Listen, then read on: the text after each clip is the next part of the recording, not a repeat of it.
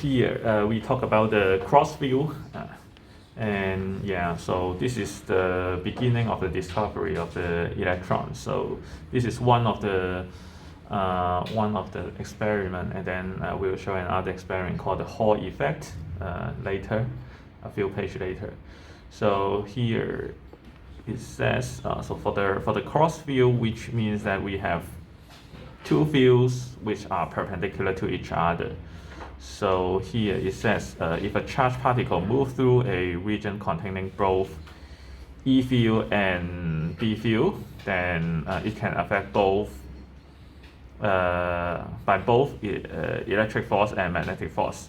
So last time we already introduced the Lorentz force, which is known as the magnetic force. So when two fields are perpendicular to each other, they are said to be cross field.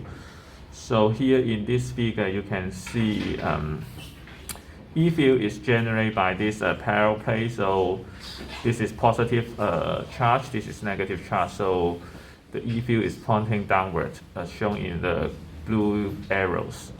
And the B field generated by a large magnet, which is not shown here, but actually the B field is pointing into the page. So the cross means pointing into the page. So they are perpendicular to each other, and we call them the cross fields. So if the forces are in opposite direction, one of the particular speed will result in no deflection of the particles. So you can imagine if we try to use a circuit here to shoot some electrons out. So you can see this is a loop. This is a loop with a battery here, or maybe a large power supply, and then here in this part, it will try to shoot some electron out, and then this is a slit that only the electron going horizontally can go through this slit. So we make sure that the electron is going horizontally. So in this case, suppose this is an electron, and then if there is E field, then the force, the electrical force, or the Coulomb's force should be pointing upward. The Coulomb's force should be pointing upward. Suppose going here. So this is Fe. Fe is pointing upward. For the B field, you can see the V is pointing to the right side, and then B is pointing to into the page. So you can use the right hand rule to determine the direction. So V cross B. So V cross B pointing upward, but electron is a negative charge, so you need to multiply a negative sign. So the Lorentz force is pointing downward. Fb.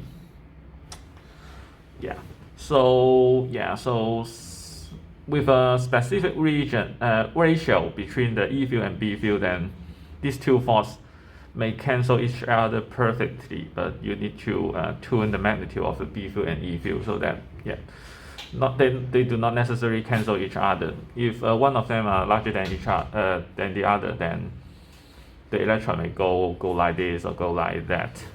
So we need to tune the ratio between them so that the electron has no force acting on it, and it goes straight to the screen.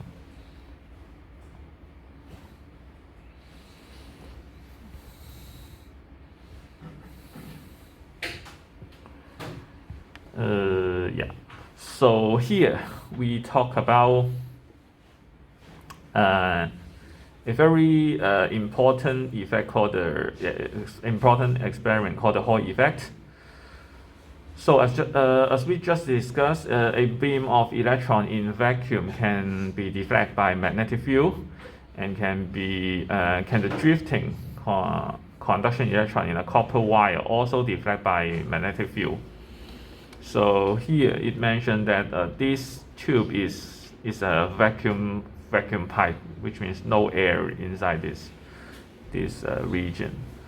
that here we consider this is a wire, this is a copper wire, and then we try to figure out whether there are magnetic force acting on the electron.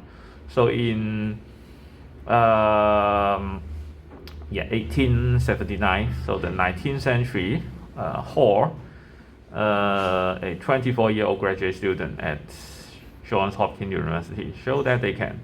Okay, so this experiment or this effect is named after him. So yeah, this Hall effect allow us to find out whether the charge carrier in conductor are positively or negatively.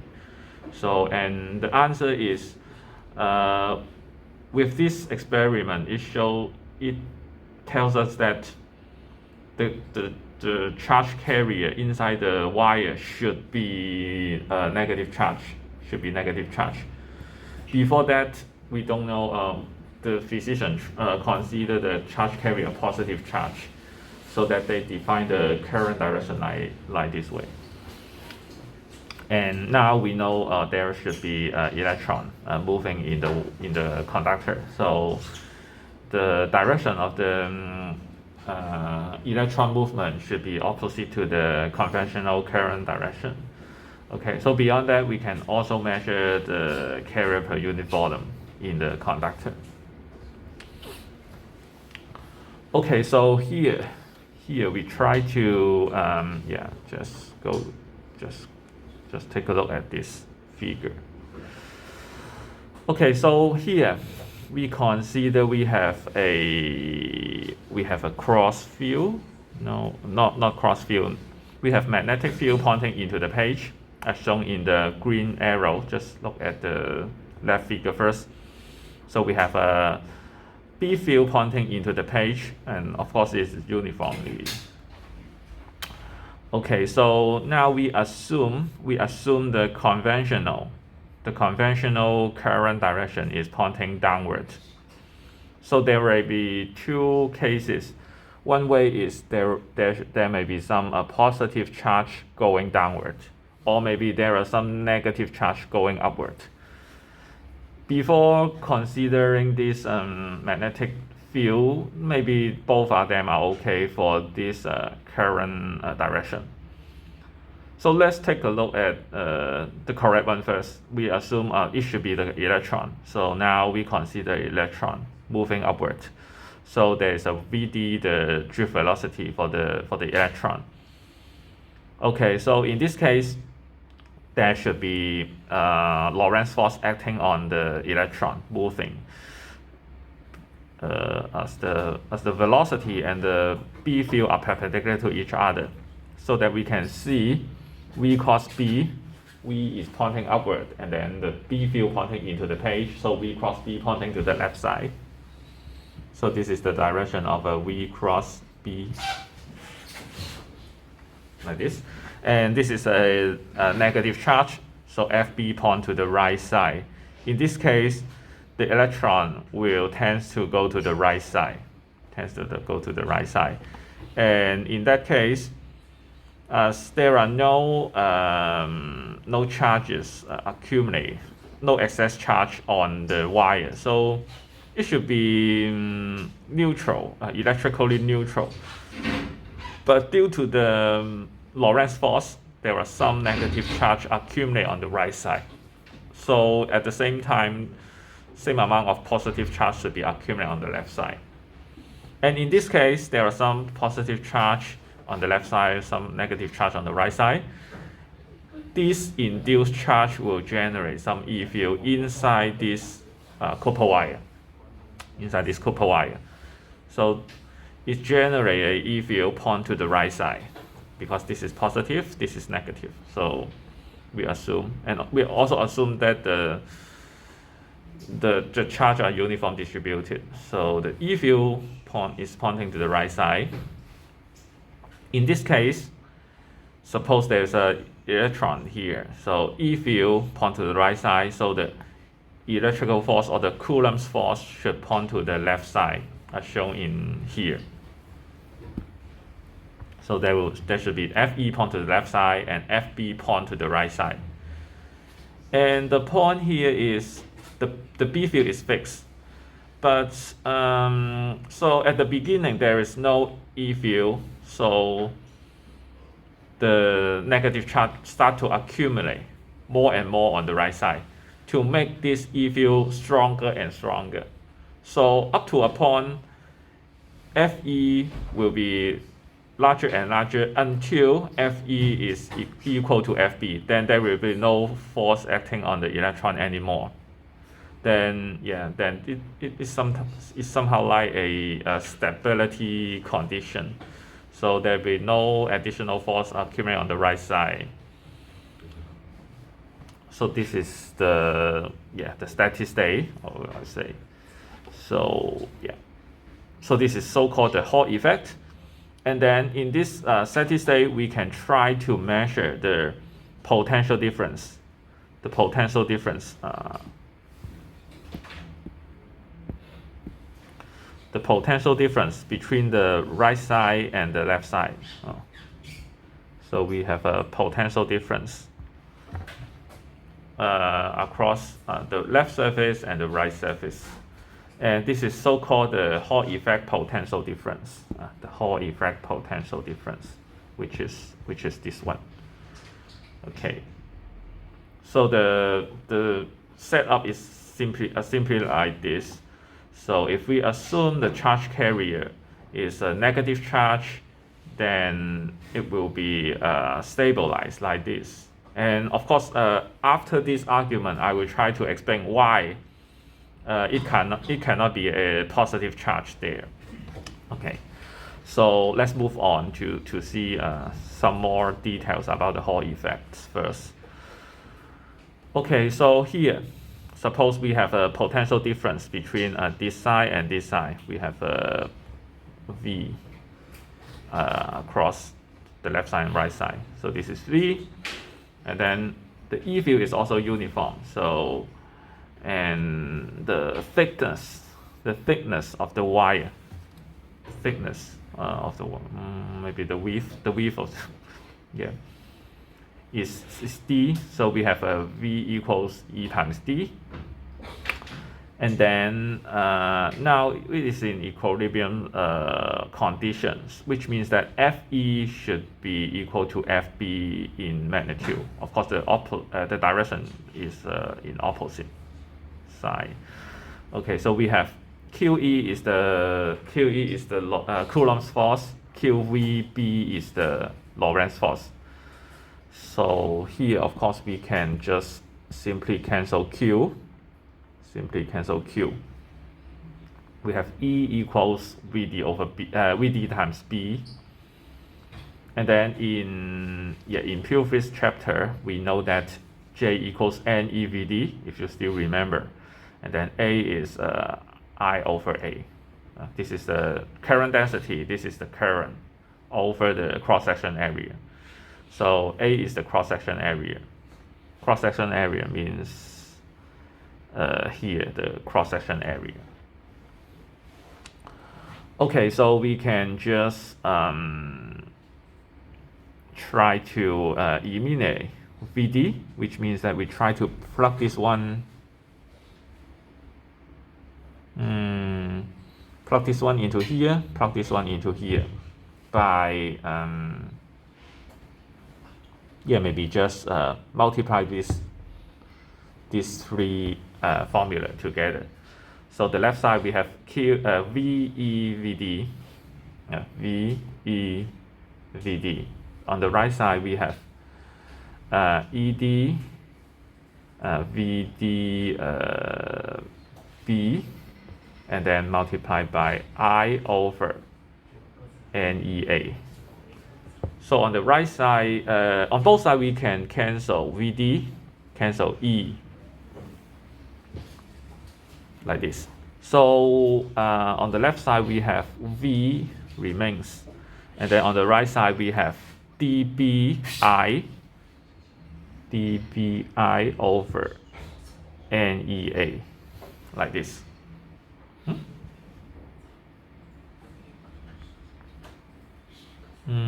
dBi VD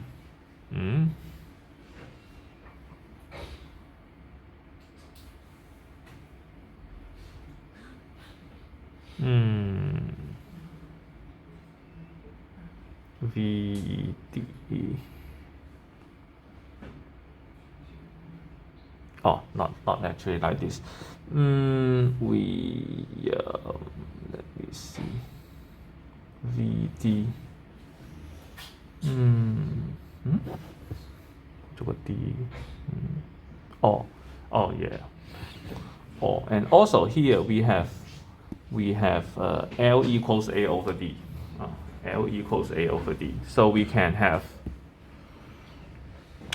L equals A over D. So D over A is 1 over L. So we have a BI over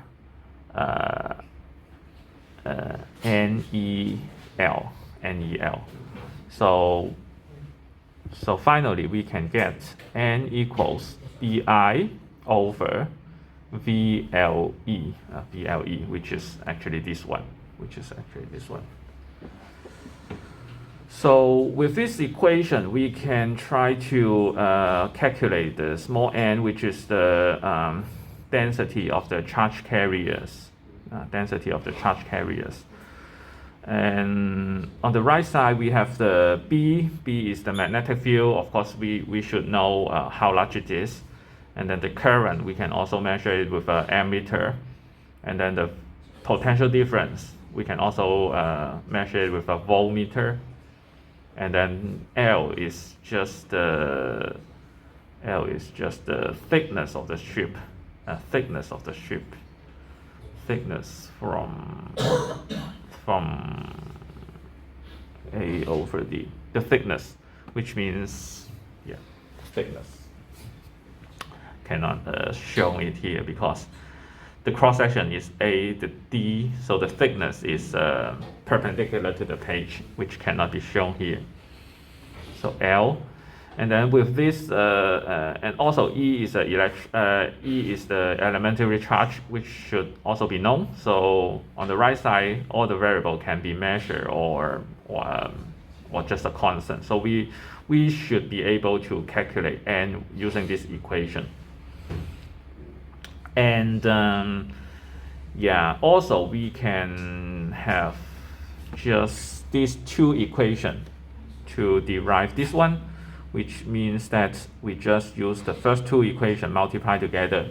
So we have a VE equals ED VDB, and then E and E can be cancelled. So finally we just have V equals VD B times small d. So this VD is simply write it as B.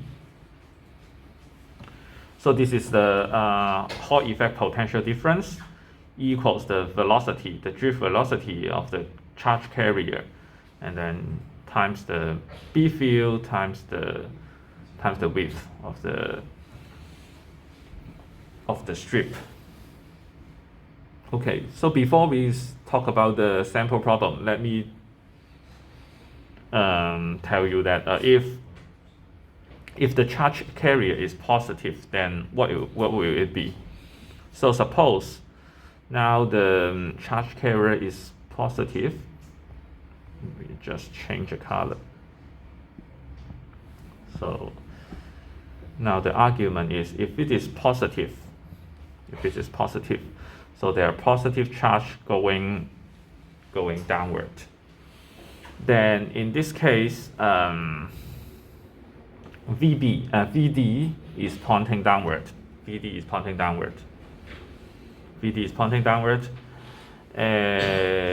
So V cross B is pointing to the right side.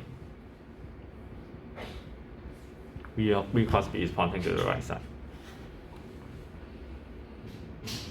And it is a positive charge, so also FB points to the right side, which means that if there are positive carriers going downward, then the positive charge will accumulate on the right side. But it is opposite to what we measured, because due to this measurement setup, we really measure that the potential difference on the left side is higher than the right side. If we have a positive charge going to the right side, then then it will be the other way around. We have positive charge accumulating on the right side and then negative charge accumulating on the left side. And it makes the voltage difference to be higher on the right surface, which is not the measurement tells us. So in that case, it is not possible that the charge carrier to be positive.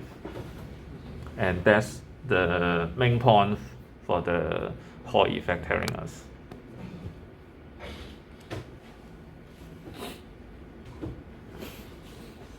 Okay, so far any questions?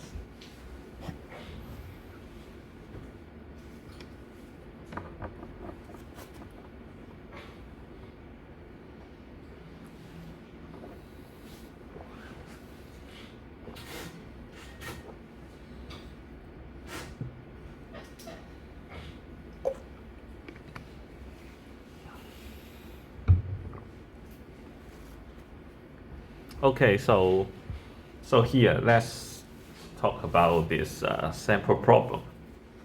Okay, here it says a solid metal cube here on edge length d, moving in the positive y-axis, which means moving upward direction at a constant velocity of magnitude 4 meters per second. The cube moves through a uniform magnetic field of magnitude blah blah blah in the positive z-axis, so in this direction. Okay, so what is the potential difference between the phases of higher and lower electric potential? So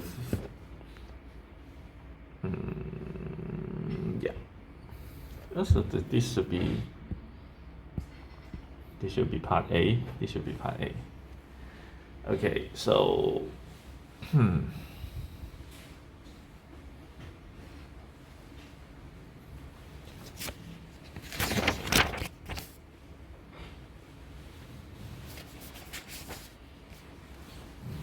okay, now so suppose this cube is moving upward. This cube is moving upwards, which means the electron is moving upwards. The nuclear in positive charge cannot freely move. They are just a crystal there. They cannot be moved. So only the electron are free to move. So in this case, we have an electron in negative charge moving upward. So V is pointing upward, B is pointing in Z direction. So V cross B point to the right side. B cross B point to the right side. Or if you still remember I, J, K. So this is y-axis, this is z-axis. Y cross z will be x-axis, positive x-axis. So V cross B point to the right side. And in this case, V cross B point to the right side. V cross B point to the right side. However, this is a negative charge, so FB point to the left side. FB point to the left side. So in this case, we have negative charge on the left surface and positive charge on the right surface. So this is the answer for question A. Question A.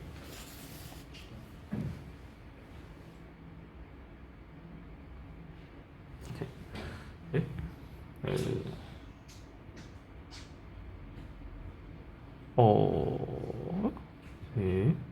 This is A. I just skip through this page. Okay, so this is still B. This is still B. So here it should be this one. This is negative charge. This is positive charge. Okay, so for part B, what is the potential difference between the phase of high and lower electron potential? So we just simply use V equals V times B times D. Okay, so V is 4 meters per second. And then the B field, 0.05 Tesla, 0.05. And then times D is 1.5 centimeter, so 0.015.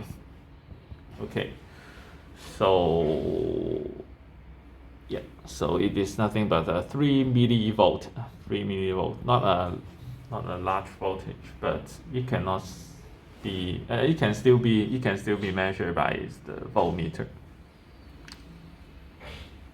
Okay, so just a simple example about the Hall effect.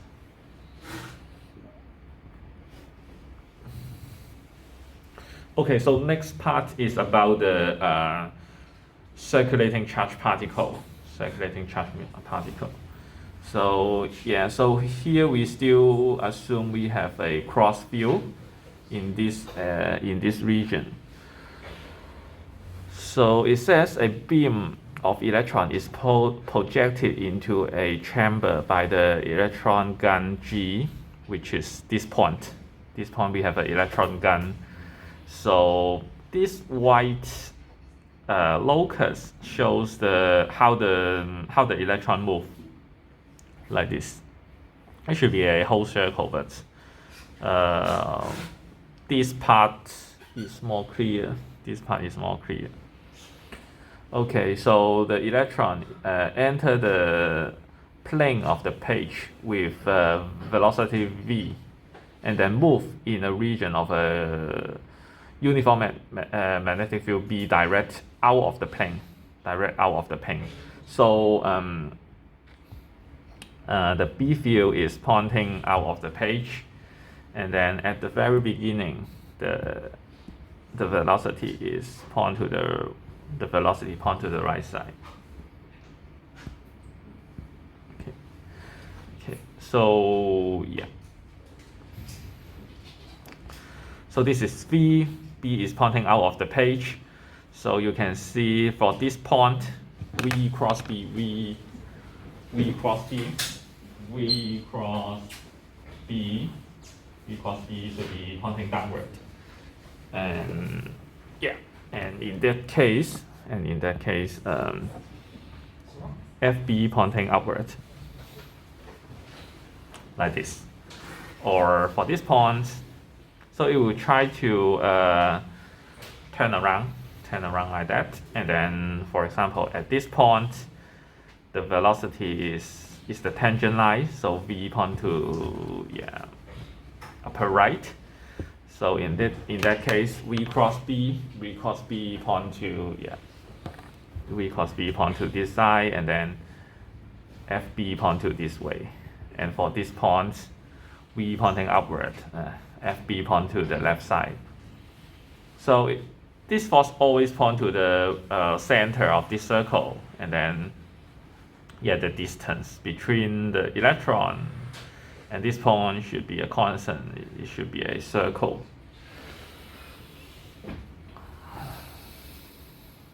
Okay, so due to this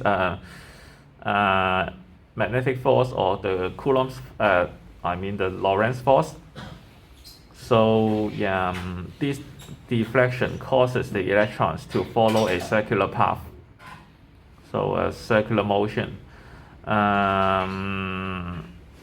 So the path is visible in the photo because atoms of gas in chamber emit light when some of the circulating electrons collide with them. So after the electron are absorbed, collide, then the velocity will change. So this part is more clear than the other part. Not necessarily the whole circular path are shown here. Only this part are more clear. So applying Newton's law, second law to the circular motion, use this equation. So this is the force. QVB, the Lorentz force. And then mv squared over r. I think you should have learned it in high school. So for the circular motion, equals ma, a equals v squared over r, something like that. So this is F equals ma, the Newton's second law of motion. Okay, so in this case, we can just rearrange the term we move the R to the left side and move these terms over. And yeah, and we can actually cancel one of the V. So we only have MV on the top and QB on the bottom. And R on the left side. So this is the radius MV over QB. MV over QB. And suppose this is electron. This is an electron going in the circular path. So the mass is the mass of the electron. So it's 9.11 times 10 to negative 31 kilogram. And then the velocity, this is the velocity. And then the Q is the elementary charge, 1.6 times 10 to minus 19. And then the B field is what we can control. So if we don't change this magnitude of the B field, then it is a constant, which means that the radius is proportional to the velocity. Okay. Yeah.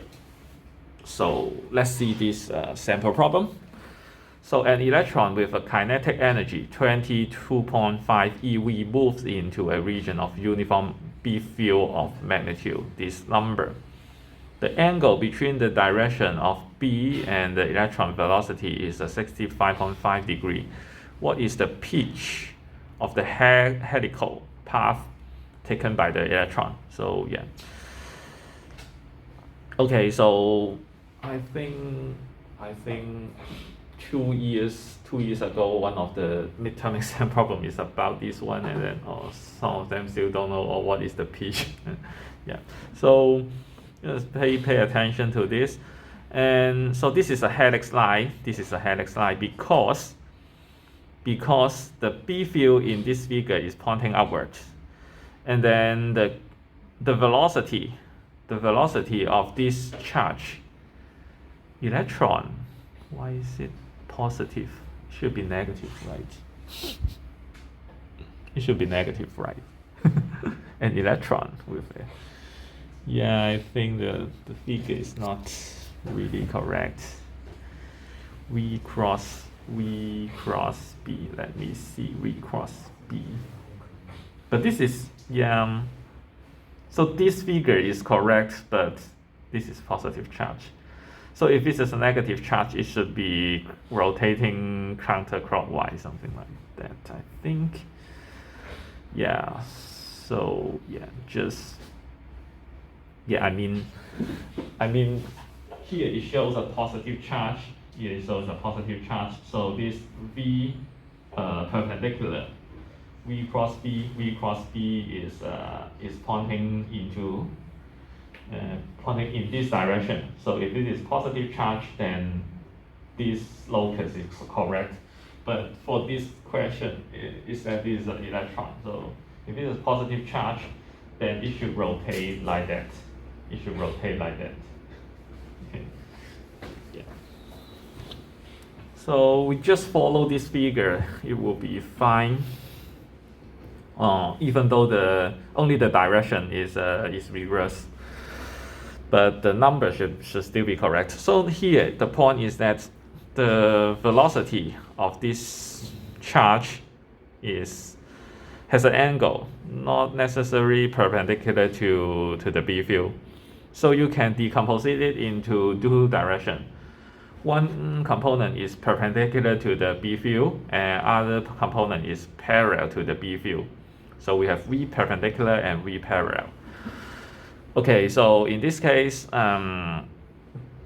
V parallel cross with B should be 0 because you consider the angle between them is 0. So sine of 0 is 0. So there will be no force acting on this direction. So the electron, only consider this axis will be moving with a uniform speed.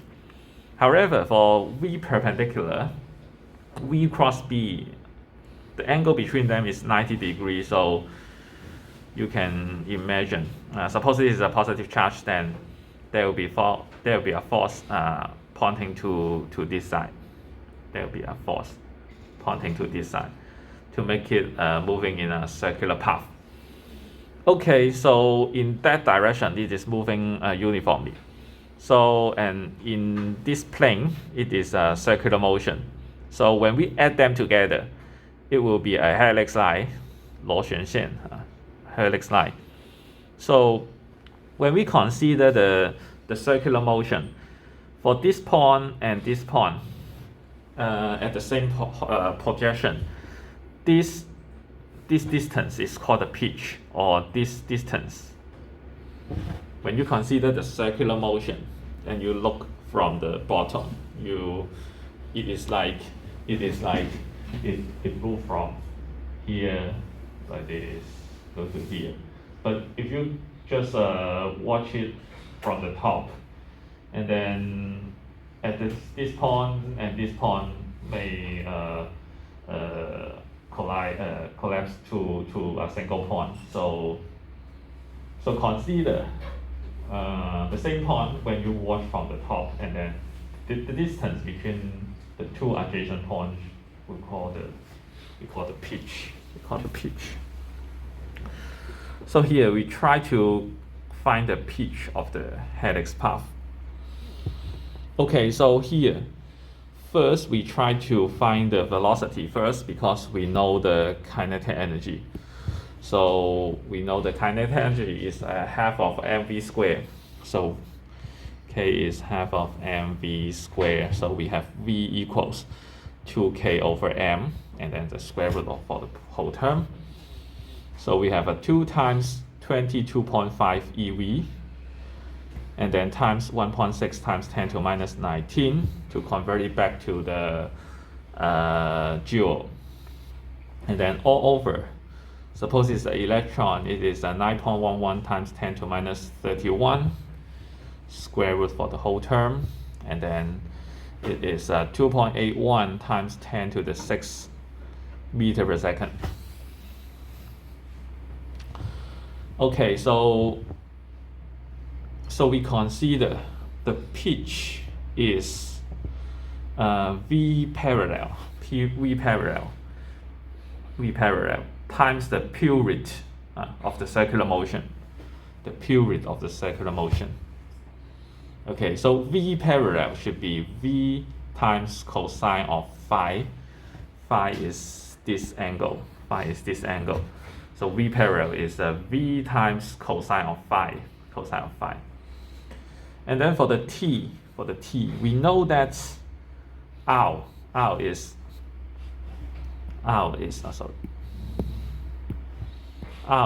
mv over qb, and we can also know that 2 pi r times v 2 pi r is the circumference of a circle, and it should be v times the period. Okay, so in this case we know that t should be 2 pi r over v, and then r is this one, we can plug it here.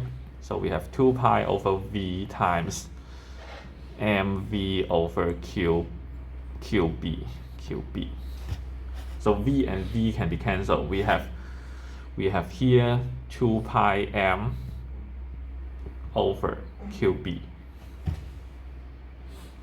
So this is the period of the circular motion, and then we can just plug in every numbers. So the velocity is 2.81 times 10 to the 6th power, and then cosine of 65.5 degree, and then times 2 pi times 9.11 times 10 to minus 31, and then over q is 1.6 times 10 to minus 19, and then times B field is this one, 4.55 times 10 to negative 4 times 10 to negative 4. So this number is 9.16 centimeter. 9.16 centimeter, or 0.0916 meter. Okay.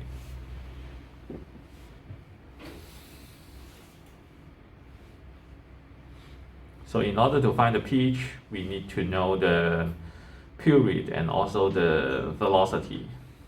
So you can make use of this equation to know the velocity and then know the period.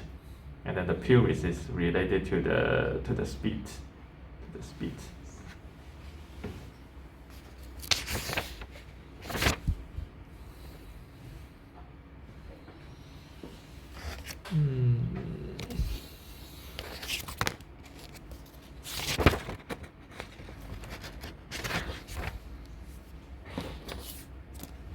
Okay, so here we have another sample problem. So let me finish it before the break. So it says the essentials of a mass spectrometer, which can be used to measure the mass of an ion, measure the F of an ion. An ion of mass and charge Q is produced in the source S. So here is the source, this is the ground, and we provide a potential difference here. So if it is a positive, if it is a charged particle, then this charged particle will be accelerated by this potential difference up to this point. And inside this region, there will be no more acceleration. And then inside this chamber, we have a uniform B field pointing out of the page, as shown in the green dot. And in that case, it will just going like a half circle and then shoot on this detector. So the ion leave S and enter a separate chamber in a uniform magnetic field is perpendicular to the path of the ion. A Y detector lines on the bottom wall of the chamber. So this is the detector. So we can try to measure which position this charged particle shoot on this detector. So this is the diameter. This is the diameter of the circular motion. And the causes of the ion to move in a semicircle and thus strike the detector. Suppose B, V, and then Q strike the detector at a point that lie as X. This is the diameter of the circular motion. What is the mass of the individual ion in atomic mass? Okay, so we can make use of the conservation of energy, conservation of mechanical energy. We assume there are no loss involved here. So delta K plus delta U should be 0 using the conservation of mechanical energy. So at the beginning, kinetic energy is 0, and then it is accelerated by the battery, by the potential difference up to here. So the kinetic energy is here is half of mv square, and it is converted from the potential. So the potential difference should be QV equals 0. So in this case, we have a small v equals to 2qv over m, and then square root of for the whole term. So this is the initial velocity in here.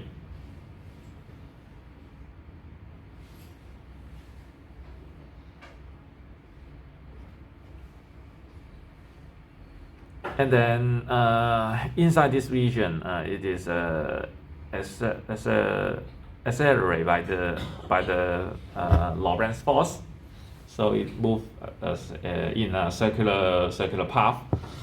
So in that case, we can see that R equals mv over qb,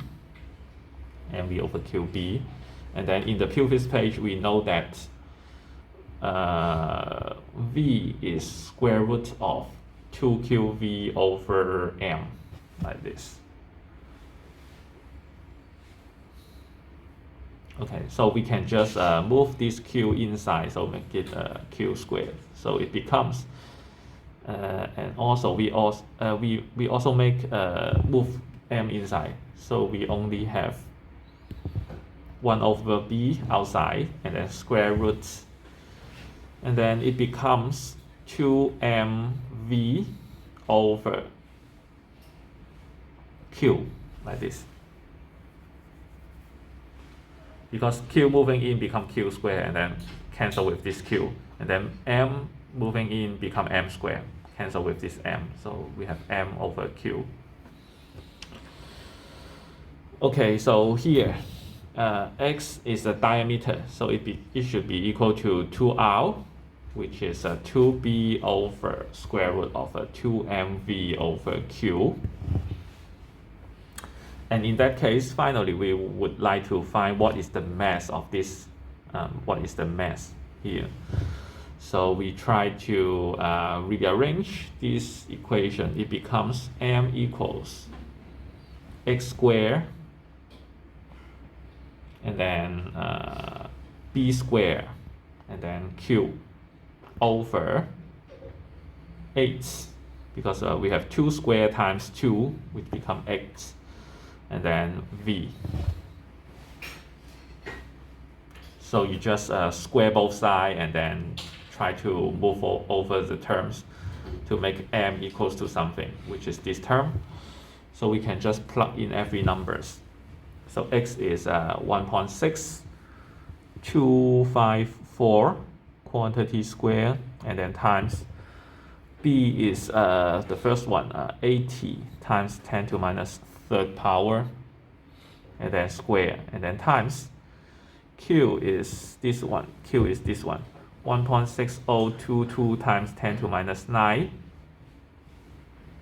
over 8, and then v is 1000 volt, 1000 volt. So in this case it is 3.3863 times 10 to minus 25 kilogram. And then it asks you to express it using the unit. This unit is somehow like the mass of a proton. So yeah, so it is 203.93 U. You can just make it by dividing it by 1.6605 times 10 to minus 27 kilogram, and then you can get this one.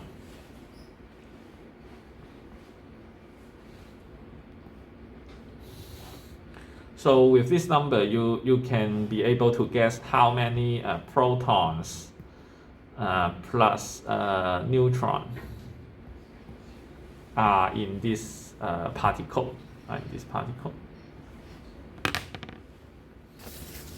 Okay. So let's have a 10 minutes break.